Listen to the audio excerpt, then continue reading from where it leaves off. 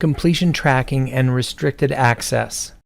As when students spend a semester going through a course, there are necessarily an assigned sequence of interactions, activities, and assessments. Very often, it's crucial that one precede the other. However, in an environment where there is limited accountability, it is not uncommon for students to bypass elements to expedite their process, often to their own ultimate disadvantage. That said, Moodle has completion tracking where one can see visual indicators of the process they're making as they work through each required step within the course. Also note that if completion tracking is enabled, the overall progress is visible to the student on the course cards as they log in, as well as to the right of the assignments within each of the chapters or topic areas. Coupled with this is a concept of restricted access, simply meaning until step A is completed to the instructor's satisfaction, they may not begin step B. And the first three of these are if a student has completed a given activity, they can proceed.